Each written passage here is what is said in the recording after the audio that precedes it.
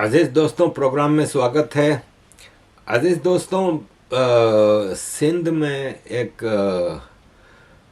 Sindhi nationalist कार्यकर्ता है हिदायत लोहार। उसका एक्स्ट्रा जुडिशल मर्डर कर दिया पाकिस्तान के सिक्योरिटी फोर्सेस ने, और जिसके लिए वर्ल्ड सिंध कांग्रेस ने लंदन में प्राइम मिनिस्टर ऋषि सुनक के घर के बाहर प्रोटेस्ट किया था संडे को। और उसमें काफ़ी नारे भी लगाए गए और एक पिटीशन भी दी गई ब्रिटिश प्राइम मिनिस्टर को कि वो पाकिस्तान को रोकें इन एक्स्ट्रा जुडिशल मर्डर्स से। लेकिन पाकिस्तान में आपको पता है सिंधी बलोच पख्तून रोज़ ही मारे जा रहे हैं और कोई पूछने वाला है नहीं।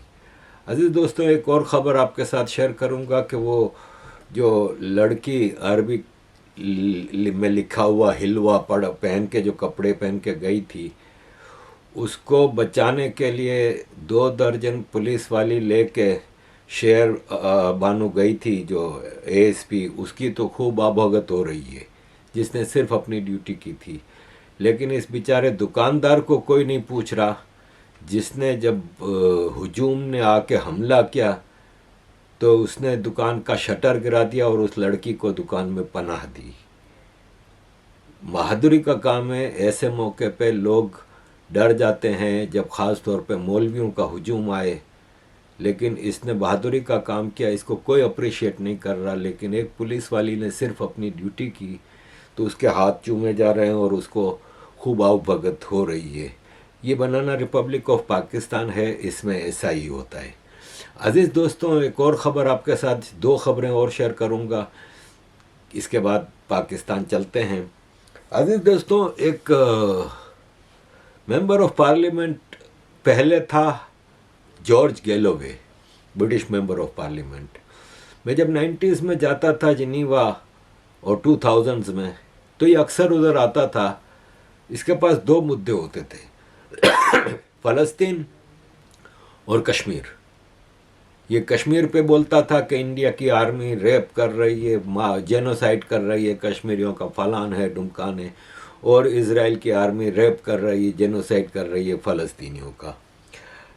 इसका ये 2 टॉपिक होने का एक ब्रिटिश एमपी के पास मतलब ये है कि ज़ाहिर है कहीं ना कहीं से कोई इसको स्पॉन्सर कर रहा था, या इसको मतलब किसी का तो ये एजेंट था ना, वरना एक British MP United nation Geneva में आके इनके ऊपर तकरीरें क्यों करता है। फिर ये पार्लियामेंट का मेंबर नहीं रहा, और अब रोशडेल जहाँ पे ग्रूमिंग गैंग की भरमार है, वहाँ पे एक जगह खाली हुई तो एमपी का बाई इलेक्शन था लास्ट सैटरडे को, और लेबर पार्टी ने वहाँ से अचानक ही अपना कैंडिडेट विड्रॉ कर दिया और लेबर ने इसको सपोर्ट कर दिया, जिसकी वजह से ये जीत गया।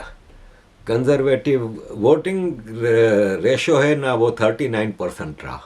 39% वोटिंग हुई है, तो ज़ाहिर कंजर्वेटिव और हमारे जो सनातनी भाई हैं ये तो सत्तू पी के सो रहे होते हैं ना। लेकिन मुसलमान और सारे निकले, और इसकी कैंपेन पे भी मैंने कई वीडियो वगैरह बनाई थी, ट्विटर पे भी मैंने काफ़ी लगाया था। तो इसकी कैंपेन के बारे में भी मैंने बताया था कि ये खुल के सिर्फ फ़लस्तीनियों के लिए और इन चीज़ों के लिए बात कर रहा है। तो लंदन के इलेक्शन में, ख़ास तौर पे लंदन के मुख्तलिफ़ इलाकों में, बर्मिंघम, मैनचेस्टर, ब्रेडफोर्ड वगैरह में ये इस्लाम कार्ड बहुत चलता है। और अगले इलेक्शन में नज़र ये आ रहा है कि ये जॉर्ज गैलोवे है ना, ये अपनी अलग एक पार्टी बना के कैंडिडेट फील्ड करेगा और लेबर पार्टी के साथ इसकी अटैचमेंट होगी, दोनों मिल के इलेक्शन को हाईजैक कर लेंगे। ये एक नज़र आ रहा है। मैंने इसके ऊपर काफ़ी तनकीदें की थी, काफ़ी क्रिटिसाइज़ किया है जॉर्ज गैलोवे को ट्विटर पे। तो जॉर्ज गैलोवे ने कल मुझे ट्विटर पे ब्लॉक कर दिया। इसका मतलब ये हुआ कि मैं उसकी दुखती रग पे हाथ रख रहा था। एक मेंबर ऑफ पार्लियामेंट होता है ना, वो पब्लिक रिप्रेजेंटेटिव होता है और वो पब्लिक को जवाबदेह होता है। तो मैं यहाँ की पब्लिक हूँ। अगर वो मेरे सवालों का जवाब देने के बजाय मुझे ब्लॉक कर रहा है, तो इसका मतलब उसके पास मेरे सवालों के जवाब नहीं है, क्योंकि मैंने उसमें कोई बदतमीज़ी नहीं की। मैंने कोई गलत लफ्ज़, गंदा लफ्ज़ नहीं यूज़ किया। मैंने उसको यही सवाल किया था कि भाई साहब इलेक्शन हो रहे हैं लंदन में, तुम कर रहे हो सिर्फ फ़लस्तीन, हमास, इसराइल, इसके ऊपर कैंपेन। तुम सिर्फ मुसलमान इलाकों में जाके कैंपेन कर रहे हो, तुम मस्जिदों के दौरे कर रहे हो, तो क्या ये लंदन है कि सऊदी अरब है? मैंने इतना ही सवाल किया था, तो इसने मुझे ब्लॉक कर दिया। अजीज दोस्तों, बात तो समझ में आती ही है ना। अब देखें, ये लंदन में एक पाकिस्तानी मोहम्मद साजिद खान, 45 साल का, बिर्मिंघम में 45 साल का मोहम्मद साजिद खान एक 13 साल की लड़की को ग्रूम कर रहा था और उसको अप्रोच किया, उसको पूरी कोशिश की कि उसके साथ वो करे और बच्चे से पैसे भी मांगे और होटल में ले जाने के लिए तैयार था। इसको पकड़ लिया। जब पकड़ लिया तो इसने कहा कि मेरी बहुत ऊपर तक पहुंचे। उन्होंने कहा चल तेरे को फिर हम ऊपर ही पहुंचाते हैं। 14-year-olds, minors, okay? I'm famous. No, for all the wrong reasons. It's called infamous, not famous. Infamous. There's a big difference. Because famous people, we'd want to go and meet them. You, I want to wipe you on the bottom of my foot. A prolific groomer of children. Do you want to phone the police or not? The police are coming. I'm waiting for them. I've got nothing to say. Right, okay, I'll start reading your chat logs then, okay? Well, I start reading How dare you say to me? How dare you talk to a child in the manner adult you've been speaking to us? We dare because we have the evidence to dare. That's right. If you have a problem with it, take it up with the police when they come. But they're going to go through your phone and our evidence, and they're going to have you bang 2 rights. And every person that you know around Birmingham, your family, your friends, back home, everywhere, are going to know about this. We will put it everywhere. I don't care. I've got no friends. Sajid Khan. Oh, you're not going to have any after this. You'll have a lot of friends in prison. That's for sure. I've got family in prison, friends in prison. That's no. Oh, are they in for that for this as well? When they know that you're a prison. Sajid. Nice cup of tea in I know for police a fact, station. Sajid, that you're an expert groomer because you are so manipulative. Your chat is expert level grooming. Sympathy, virtue signalling, constant virtue signalling, asking the child for money, requesting the child an hour ago to pay for a hotel tonight because Can you your flat's got no imagine? heating in it. A child asking a child for money, a grown man like What a you man, taking money from a child, a 13-year-old. I'm glad that you come. No. I'm going to say what you got to do. I can say anything, but it may harm your defence. Do what you got to do, sir. When questioned, something which you may later rely I on will, court. thank you. I'm glad that Anything you do say, maybe give you an evidence. Child protection, assisting ably, Of course, I'm happy. professionally, by I'm not Fleetwood, saying nothing. the best team in the UK. Absolutely nailed it, guys. Heads up, Sajid, he's it's been a arrogant as pleasure all sin. meeting you. My name's Alex. I'm from Glasgow. Thanks for your time. Accusing me of dirty crimes and stuff. Oh, I'm not accusing you. I'm reading the chat log. कुछ खबरें थी। अब आते हैं पाकिस्तान की तरफ। ये एक कोट है कि एक जोकर क्लॉन जब किसी महल में जाकर रहने लगे ना, तो इसका मतलब ये नहीं है कि वो बादशाह बन गया है। इसका मतलब ये है कि वो महल एक सर्कस बन गया है और उस सर्कस का मदारी आसिम मुनीर हंटर लेके घोड़ों गधों को नचा रहा है, जिसमें ये गधा प्राइम मिनिस्टर ऑफ पाकिस्तान बन चुका है। शहबाज शरीफ, इसने अपना ओथ लिया प्राइम मिनिस्टर का और पार्लियामेंट में स्पीच की। जैसे कल पार्लियामेंट में इसने स्पीच की थी कि कल इसने ये इलेक्ट हुआ था उसमें पार्लियामेंट में एज ए प्राइम मिनिस्टर। तो उसके बाद स्पीच की थी कि मैं शुक्रिया अदा करता हूं जिन्होंने मुझे वोट दिया और मुझे लीडर ऑफ अपोजिशन बनाया। आज ओथ लेने के बाद इसने पहली स्पीच की पार्लियामेंट में, तो उसमें कहा कि मैं चारों सूबों के साथ मिलकर पाकिस्तान का खात्मा कर दूंगा। ये इनकी औकात है, पाकिस्तान की मुश्किलात का खात्मा कर दूंगा के बजाय पाकिस्तान का ही खात्मा करेगा। तो यार करो यार, जल्दी करो भाई। वादा करता हूं चारों सूबों के साथ मिलकर पाकिस्तान का खात्मा करेंगे। अरे दोस्तों, यहाँ पे एक सवाल है। सवाल ये है कि पाकिस्तान में एक प्राइम मिनिस्टर का टेन्योर होता है 5 साल का, एक आर्मी चीफ का टेन्योर होता है 3 साल का। पाकिस्तान का ये 24वां प्राइम मिनिस्टर था। शहबाज शरीफ ने जो ओथ लिया, he is 24th prime minister of Pakistan, जबकि पाकिस्तान की हिस्ट्री में सिर्फ 14 आर्मी चीफ आए हैं। 3 साल का टेन्योर है आर्मी चीफ का, तो 24-25 आर्मी चीफ होने चाहिए थे, और 5 साल का टेन्योर है प्राइम मिनिस्टर का, तो 13-14 प्राइम मिनिस्टर होने चाहिए थे। लेकिन यहाँ उल्टा हिसाब है। जबकि अगर आप जाएं भारत में, तो भारत में इसी पीरियड के दौरान 32 आर्मी चीफ आए।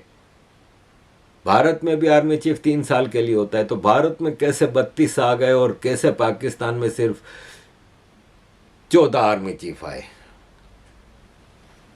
ये सोचने की बात है। अजीज दोस्तों, फ़र्क है ये दोनों देशों में। जब भी आज दोनों देश में अगर आप देखें तरक्की का ग्राफ, तो किस तेज़ी से चीज़ें चेंज हो रही हैं। अजीज दोस्तों, मरियम नवाज़ पंजाब की चीफ मिनिस्टर पढ़ी लिखी तो है नहीं, ज़ाहिर है बाप की बल पे आई हैं। ये एक स्कूल के ट्रिप पे गई बच्चों को देखने के लिए। तो बच्ची से सवाल किया कि क्या पढ़ रही हो, तो बच्ची ने कहा कि ग्रामर एंड कंजक्शन। तो कहती अच्छा जियोग्राफी पढ़ रही हो। अस्सलाम वालेकुम, क्या हाल है बच्चों? क्या पढ़ रहे हो? ज्योग्राफी। ये है मरियम नवाज़। अजीज़ दोस्तों, मैंने आपको कहा था कि रिगिंग के मामलात और ये सब चीज़ें ठप होकर बैठ जाएंगे, पूरी दुनिया मुबारकबाद के तांते बांधेगी, और यही हुआ। और चाइना ने तो बढ़ चढ़ के कहा कि हमें यकीन है, वी बिलीव कि प्राइम मिनिस्टर शहबाज शरीफ की लीडरशिप और नई एडमिनिस्ट्रेशन पाकिस्तान को नेशन बिल्डिंग में बहुत आगे ले जाएगी। और चाइना की फॉरेन मिनिस्ट्री ने ये, और फिर ज़ाहिर लंबा चौड़ा बयान दिया कि प्राइम मिनिस्टर शहबाज शरीफ की लीडरशिप बहुत काबिल है, और हम मुबारकबाद देते हैं शहबाज शरीफ को प्राइम मिनिस्टर की ऑफिस लेने पे। और चाइना के प्रेसिडेंट और प्राइम मिनिस्टर दोनों ने उसको मुबारकबाद के मैसेजेस भेजे हैं। चाइना हमेशा पाकिस्तान के प्राइम मिनिस्टर के लिए पॉजिटिव रिमार्क्स रखता है, और बायलैटरल रिलेशनशिप और construction of China Pakistan economic corridor और बेल्ट एंड रोड इनिशिएटिव के प्रोजेक्ट को हम उम्मीद करते हैं कि वो आगे बढ़ाएगा। अजीज़ दोस्तों, अगर यहीं पे हम बात निकालें तो IMF से अब नेक्स्ट वीक डील शुरू हो जाएगी, नया फॉरेन मिनिस्टर आ जाएगा। IMF ने साफ साफ कह दिया है कि सैलरीड पर्सन्स और नॉन सैलरीड पर्सन्स पे टैक्स बढ़ाओ और टैक्स स्लैब में डिक्रीजन करो। टैक्स को डबल करने का कहा है IMF ने। और यह है कि पेंशनर्स को टैक्स छूट ख़त्म कर दी जाए। अगर पर्सनल इनकम टैक्स से मुतालिक सारी चीज़ों पे अमल दरामद किया जाए तो GDP का 0.5% इन एडिशनल रेवेन्यू मिल सकता है, जो कि सालाना 50,000 करोड़ रुपए के बराबर होगा।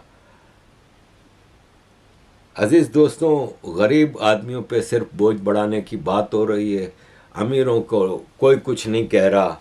पाकिस्तान में, पाकिस्तान ज़ाहिर है कश्मीर आज़ाद कराने के लिए बेचारा हमारी आर्मी इतना पैसा खर्च कर रही है।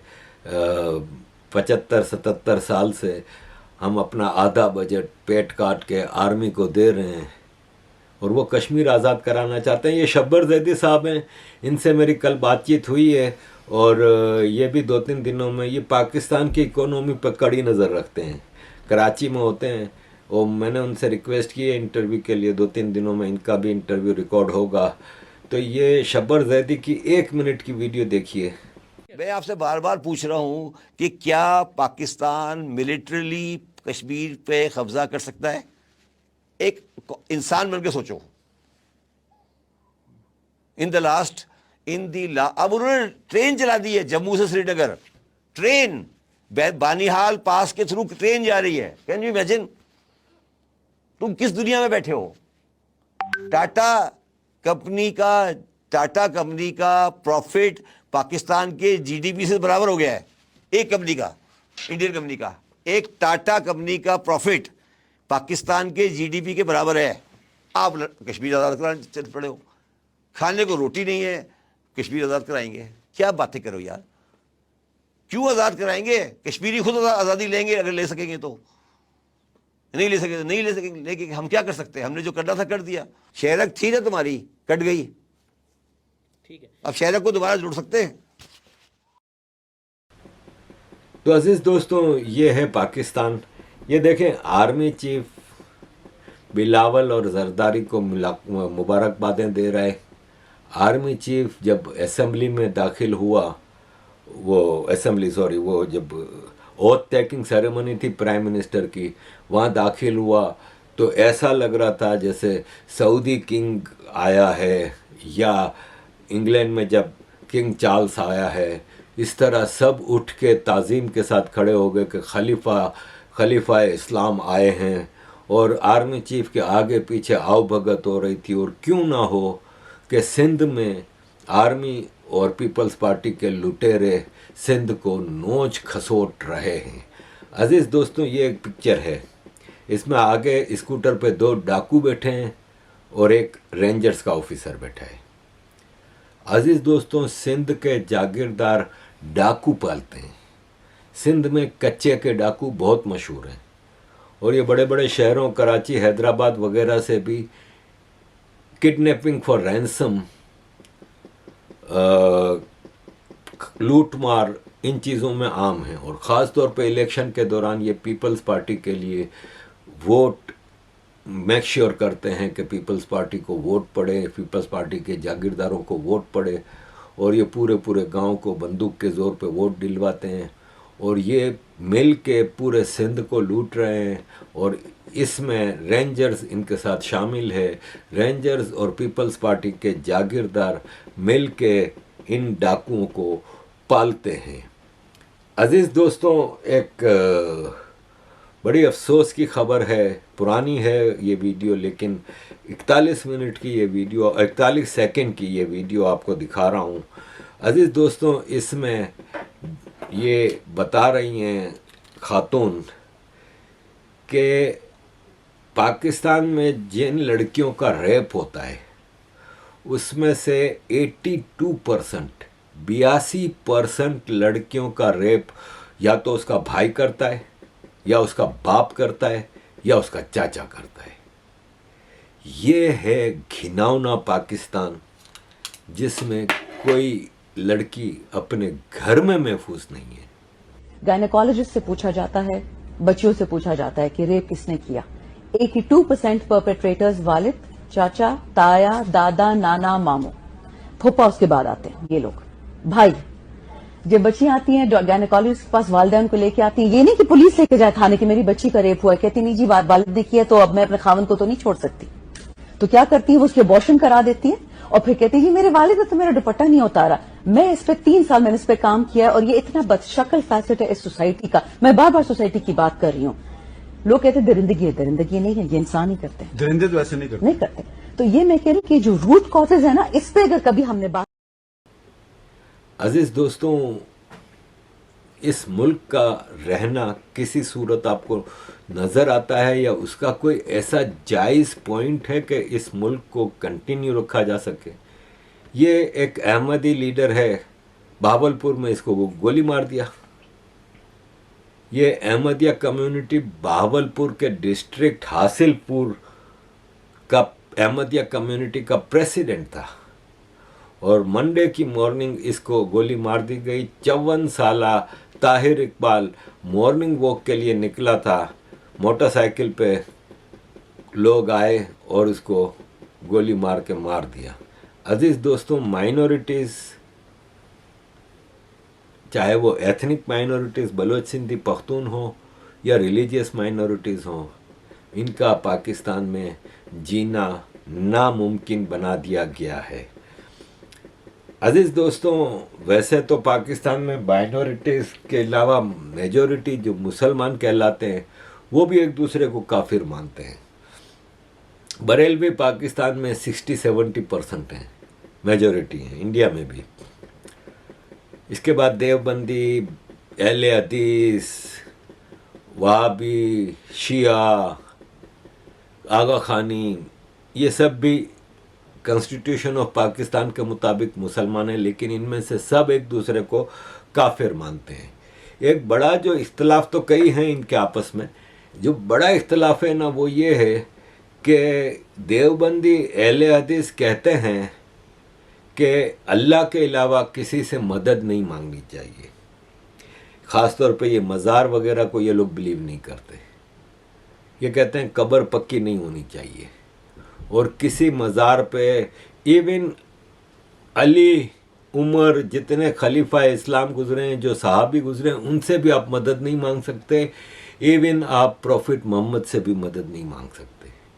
जबकि बरेलवी कहते हैं कि हम मज़ारों से भी मांगेंगे, हम अजमेर वाले बाबा से भी मांगेंगे, हम निज़ामुद्दीन वाले बाबा से भी मांगेंगे, हम हाजी अली की दरगाह मुंबई से भी मांगेंगे, अब्दुल्ला शाह गाजी, सच्चल सरमस्त, शाह अब्दुल लतीफ़, यानी जितने मज़ार हैं उनसे भी मांगेंगे, अली से भी मांगेंगे, सबसे मांगेंगे। और जो हमें गलत कहेगा वो काफिर।